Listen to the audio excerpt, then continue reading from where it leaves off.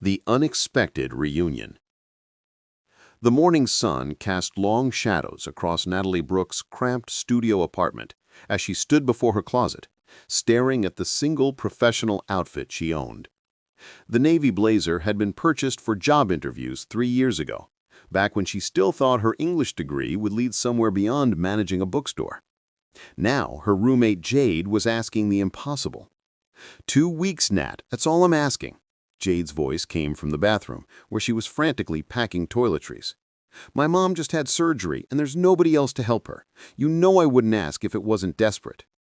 Natalie touched the blazer's lapel, anxiety tightening her chest. Jade, I don't know anything about working at a law firm. I alphabetize books and recommend romance novels. That's my skill set. You're organized, smart, and can answer phones. That's literally all the job is. Jade emerged with her makeup bag, her expression pleading. The firm is super formal, but mostly you'll just be scheduling appointments and filing documents.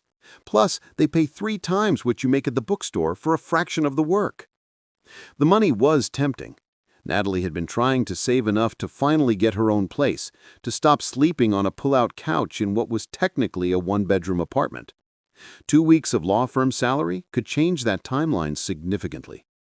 Fine, Natalie heard herself saying, but you owe me big time. Jade squealed, hugging her tightly. You're the best friend in the entire universe. I'll text you all the details. Just be at Stone & Associates by 8 tomorrow morning. Ask for Michelle Park. She'll show you everything. 24 hours later, Natalie stood in the marble lobby of Stone & Associates, feeling completely out of her depth.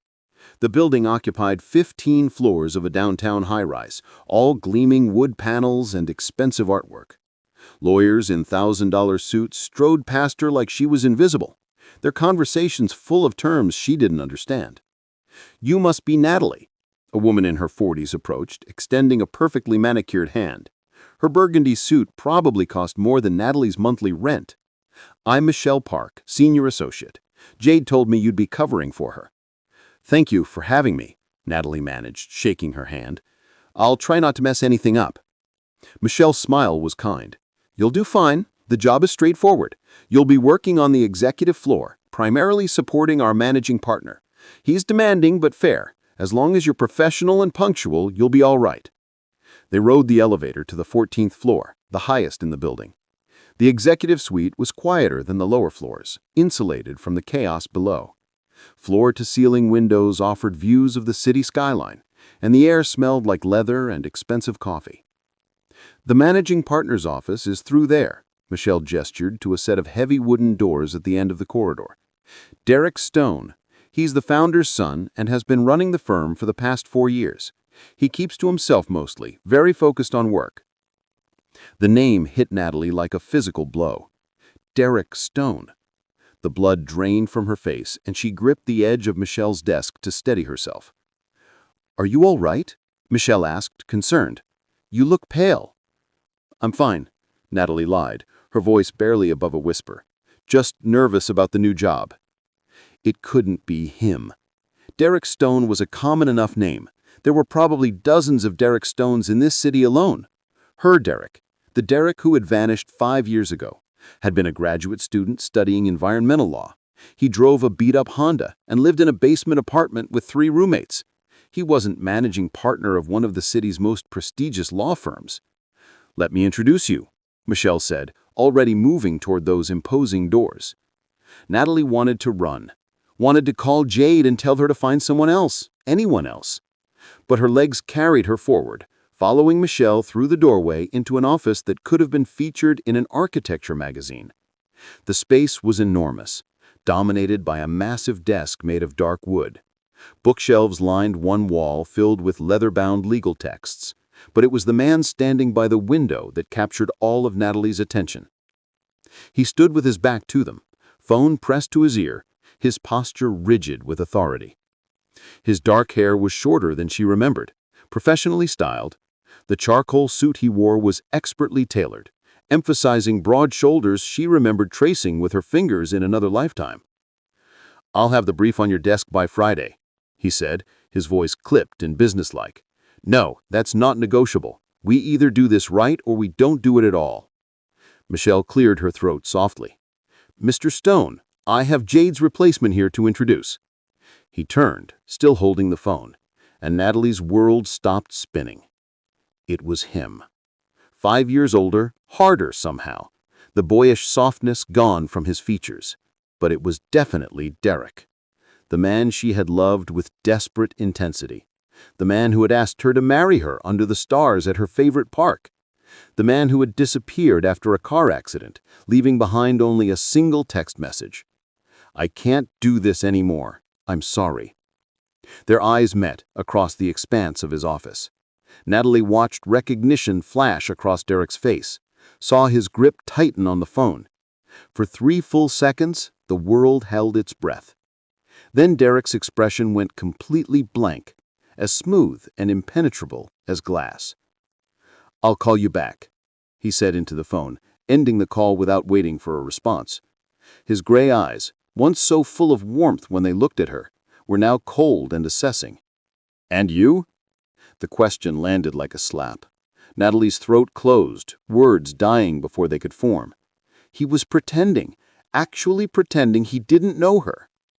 "This is Natalie Brooks," Michelle said, obvious to the tension crackling in the air. "She'll be covering for Jade's position for the next 2 weeks." "Fine." Derek's gaze moved away from Natalie, dismissing her as easily as he might dismiss a piece of furniture. "Michelle, bring me the Peterson files. I need them reviewed by end of day." "Of course, Mr. Stone." Michelle touched Natalie's elbow gently. "Let's get you settled at your desk." Natalie let herself be guided from the office, her legs moving mechanically. Behind her, she heard Derek's office door close with a decisive click. The sound felt final, like the sealing of a tomb.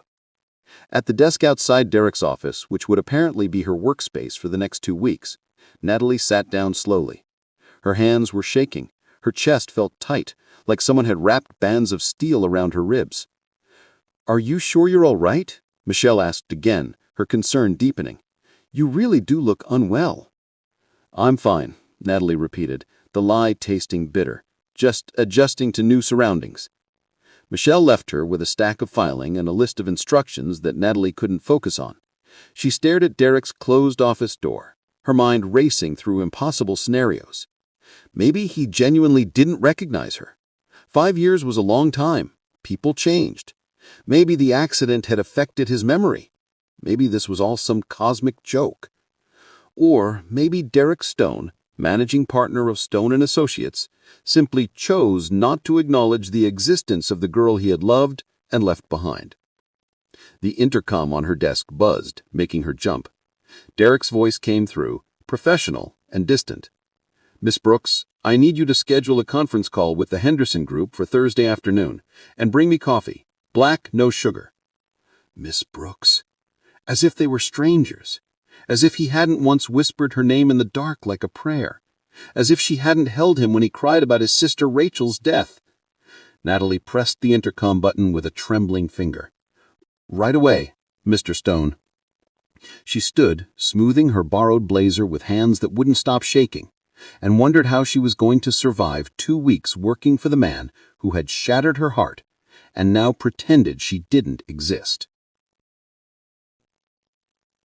Fractured memories. The first week crawled by with excruciating slowness. Natalie maintained professional composure while Derek treated her with polite indifference as though she were simply another employee. But she noticed things. The way his jaw tightened when she entered his office. How his hand paused over documents when she stood too close. The fleeting glances he threw her way when she thought she wasn't watching. During lunch on Wednesday, Michelle invited Natalie to the firm's cafeteria. Over salads neither of them seemed interested in eating, Michelle spoke quietly about Derek's history. "He wasn't always like this, you know, so cold and controlled." Michelle pushed lettuce around her plate. "Back 5 years ago, there was an accident. Derek was driving with his younger sister Rachel. She was only 19, brilliant, planning to start law school that fall." Natalie's throat constricted. She remembered Rachel, vibrant and funny, who treated Natalie like the sister she'd always wanted. A drunk driver ran a red light. Rachel died at the scene. Derek was in a coma for 2 weeks. When he woke up, the doctor said he had retrograde amnesia, couldn't remember the accident or several months before it. His father, Richard Stone, basically rebuilt him from scratch, pushed him into the family firm, groomed him to take over the firm. He doesn't remember anything from before the accident? Natalie asked carefully. That's what he claims, though sometimes, she hesitated. Sometimes I wonder if it's more complicated than that. He'll see something or hear a song and get this look on his face, like he's drowning. Then it's gone, buried under that professional mask. That afternoon, Natalie was filing documents in the storage room adjacent to Derek's office when she overheard him on the phone through the thin wall. Dad, I told you I'm handling it. Derek's voice was strained, lacking its usual control. No, there's no problem with the new assistant. She's temporary, 2 weeks and she's gone. A pause. Then, He can, and he will. Richard Stone doesn't make empty threats. Derek picked up the velvet box from his desk, staring at the ring inside. He also reminded me that the firm's board made my position conditional on my stability. If I show signs of regressing to my post-accident state, they can remove me. Dating you? Acknowledging our past? That would be considered regression. So you're going to let him control your entire life? Forever? I don't have a choice. Everyone has a choice, Derek. Natalie grabbed his arm, forcing him to look at her. You're not the broken man your father wants you to believe you are. You survived a tragedy. You built a successful career. But you're not living. You're just existing in the cage he created. Derek pulled away, his composure cracking. You don't understand what it was like. Waking up in that hospital, learning Rachel was gone, feeling like I had lost months of my life. My father was the only stable thing I had. He rebuilt me when I was in pieces. He rebuilt you in his image, Natalie countered. He took a grieving, traumatized son and turned him into a weapon for the family business. That's not love, Derek. That's control. Before Derek could respond, Michelle burst through the door without knocking. I'm sorry to interrupt, but Richard Stone just called an emergency partners meeting. He's requesting both of you attend. Derek and Natalie exchanged glances. This can't be good, Derek muttered. The conference room on the 15th floor was filled with the firm's senior partners when they arrived. Richard Stone sat at the head of the table, silver-haired and imperious in his tailored suit. His cold blue eyes fixed on Natalie the moment she entered. Miss Brooks, how kind of you to join us. Richard's voice dripped with false courtesy. I've been learning interesting things about you. Your background, your education, your connection to my son. Father, this isn't necessary, Derek said sharply. Isn't it? Richard stood, commanding the room's attention. I think it's very necessary when we have someone working in our firm who could pose a liability. Miss Brooks, you were engaged to my son 5 years ago, were you not? The room went silent. The senior partners exchanged uncomfortable glances. Yes, Natalie said steadily, refusing to be intimidated. And you took this position knowing Derek worked here, knowing he wouldn't recognize you due to his medical condition? Richard's implication was clear. Natalie had orchestrated this reunion. I didn't know Derek was managing partner. I was helping a friend. A convenient story. Richard turned to the partners. I'm concerned about potential conflicts of interest, about the possibility of Miss Brooks using her position to manipulate my son or extract sensitive information from the firm. That's ridiculous, Michelle spoke up suddenly. Natalie has done nothing inappropriate. She's been professional and competent. Michelle, you're not a partner, Richard said dismissively. Your opinion isn't required. But Michelle didn't back down. Actually, I think it is. I've worked at this firm for 15 years. I was here when Derek returned after the accident. I watched what you did to him, Mr. Stone. How you isolated him, controlled his therapy, forbade him from contacting anyone from his former life. That was for his own good, Richard snapped. Was it? Or was it for yours? Michelle pulled out a folder. I've been documenting things for years, waiting for the right moment. how you pressured Derek to change therapists when Dr. Levine suggested he reconnect with his support system, how you threatened legal action against Natalie when she tried to visit Derek in the hospital, how you told him his amnesia was worse than it actually was to justify cutting off his past. Derek stared at Michelle in shock. "What are you talking about?" "Your father lied to you," Michelle said gently. "Your memory loss was temporary and partial. Within 3 months of the accident, you remembered almost everything, including Natalie. Dr. Levine's notes indicated you were ready to resume your relationship, but your father convinced the hospital to release selective information to you, making you believe you were more damaged than you were." Richard's face flushed with anger. "You have no right to access private medical records." "I didn't. Your executive assistant did, before she quit last year. She gave me copies because she was disturbed by what you'd done." Michelle looked at the senior partners. "Richard Stone has been manipulating his son for 5 years, using tragedy to control him and shape him into the heir he always wanted. That's not love, Derek. That's control." The room erupted into arguments. Partners shouted questions at Richard, who denied everything. Derek stood frozen, his face ashen as the truth crashed over him. Natalie reached for his hand. This time he didn't pull away. Confronting the past. The partners' meeting dissolved into chaos. Richard Stone stormed out, threatening lawsuits and investigations.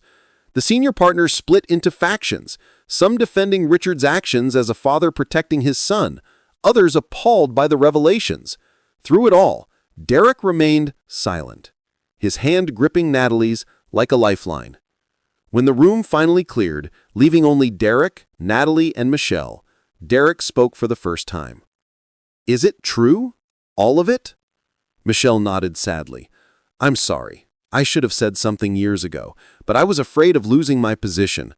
I told myself it wasn't my place to interfere."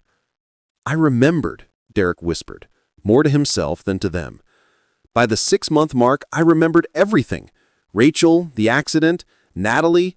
But my father kept saying the memories weren't real, that they were fantasies my brain created to fill the gaps. He had doctors backing him up, all these experts telling me I couldn't trust my own mind." Natalie felt tears burning in her eyes. "Derek, and when your letters kept coming, my father said you were a delusional woman, fixating on me because of media coverage of the accident. He got a restraining order drafted, threatened to have you committed if you didn't stop." Derek looked at her with anguished eyes. "That's when I sent that final text. I thought I was protecting you from him." Michelle wiped her own tears. "I watched you disappear into yourself, Derek. You used to laugh, used to talk about changing the world through environmental law. After the accident, you became this robot, executing your father's vision with no life of your own." Derek pulled away from Natalie, pacing to the windows. "I don't know who I am anymore. The person I was before died with Rachel. The person my father created is a stranger I've been pretending to be. And somewhere in between, the real me got lost." "Then find yourself again," Natalie said. "You're not trapped anymore. The truth is out. The senior partners know what your father did." "And what good does that do?" Derek turned, his expression bitter. "My father still controls the majority stake in this firm. Those partners who seemed shocked, half of them will side with him because their careers depend on his approval. Nothing will actually change." "Then make it change," Michelle said. "You're managing partner, Derek. You have power too." "But if he removes me from the position—" "He can't," Michelle countered. "I checked the partnership agreement after I got those documents. You were made managing partner by board vote, not by your father's appointment. To remove you requires a 2/3 majority vote of all partners, not just your father's say-so." Derek looked stunned. "I never knew that." "Because your father never wanted you to know. He's been manipulating you with threats that have no legal backing." Michelle pulled out more documents. "I also found evidence that Richard has been misappropriating firm funds. Nothing illegal technically, but ethically questionable. If you wanted leverage against him, you have it." The implications hung heavy in the air. Derek could fight back, could finally stand up to his father, but the cost would be enormous. potentially destroying his family and fracturing the firm. "I need time," Derek said finally, "to process all of this, to figure out what I want." "Of course," Natalie said, though disappointment flickered through her. "I should go.